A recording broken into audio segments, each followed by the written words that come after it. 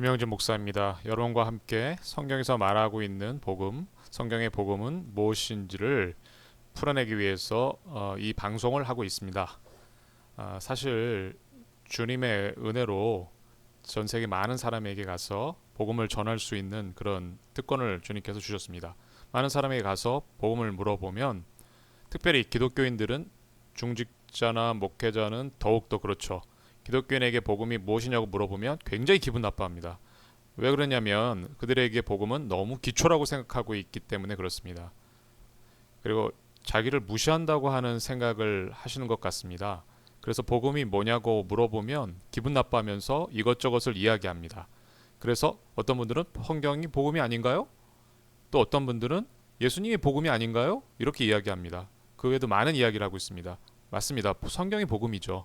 하지만 성경에서 무엇을 말하고 있는가? 그것이 복음의 정의라고 할 수 있고, 또 예수님이 복음 맞습니다. 하지만 예수님이 어떠한 분이냐? 이것이 복음이라고 할 수 있습니다. 우스갯소리로 우리 한국에는 그러한 이름이 잘 없지만 세계에는 예수라고 하는 이름을 가진 사람들이 생각보다 많습니다. 물론 십자가에 지신 예수 없습니다. 하지만 제가 말씀드리고 싶은 포인트는 예수님이 누구신지 정확하게 알 필요가 있다는 거죠.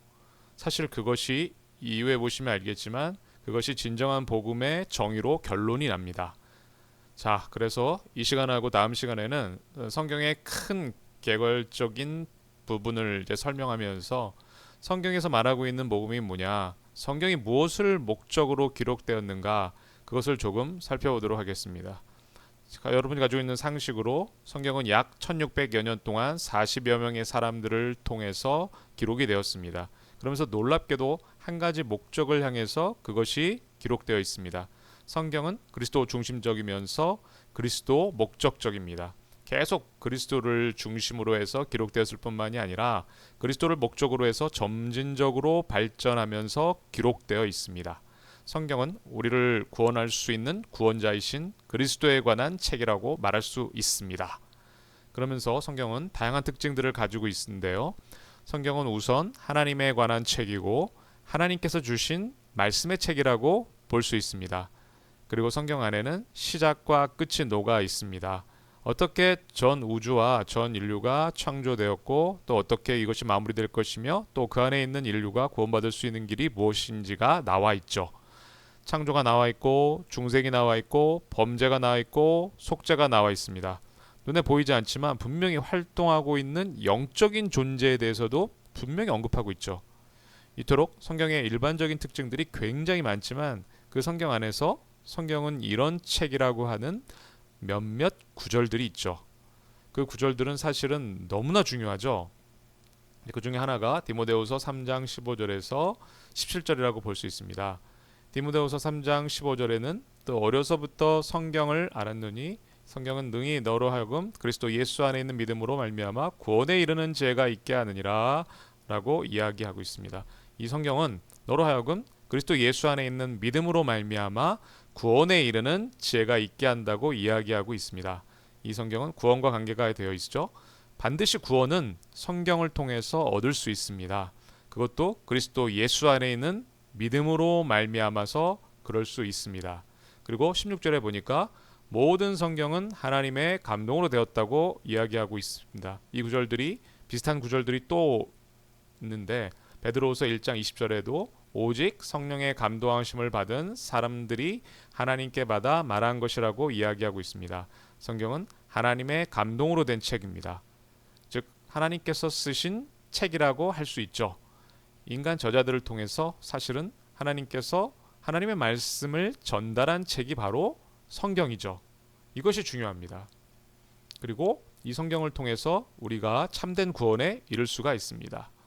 그래서 베드로전서 1장 23절에도 너희가 거듭난 것은 썩어질 씨로 된 것이 아니요 썩지 아니할 씨로 된 것이니 살아있고 항상 있는 하나님의 말씀으로 되어 있느니라 라고 이야기합니다. 이 성경은 하나님이 주신 책이고 이 성경은 하나님에 관한 책이며 이 성경을 통해서 우리가 구원받을 수 있음을 분명하게 기록하고 있죠. 그래서 그렇게 구원받은 자들이 교훈과 책망과 바르게 함과 의로 교육하게 유익하니 이는 하나님의 사람으로 온전하게 하며 모든 선한 능력을 받게 할 능력을 갖추게 하려 함이라. 구원받은 우리가 모든 선한 일을 행할 수 있도록 또 그렇게 이룰 수 있도록 인도하는 책이 바로 성경이죠. 시편 119편 105절에 주의 말씀은 내 발의 등이요 내 길의 빛이라고 이야기하고 있습니다. 이 성경이 우리를 인도하고 있습니다. 또 이 성경은 예언의 책이면서 동시에 성취의 책입니다. 하나님께서 말씀을 주신 것입니다. 이 말씀은 절대로 이루어질 수밖에 없다는 것이죠. 마태복음 5장 18절에 예수님께서 친히 말씀하시기를 진실로 너에게 이르노니 천지가 없어지기 전에는 율법의 1.1획도 결코 없어지지 아니하고 다 이루리라 하고 말씀하십니다. 이 성경은 틀림없이 성취됩니다. 그래서 이 성경은 그의 영이 모으셨고 또 그의 영이 명령하셨고 그의 영이 틀림없이 이루실 책이라고 우리가 알 수 있는 것이죠. 성경의 일반적인 특징들이 참 많이 있습니다.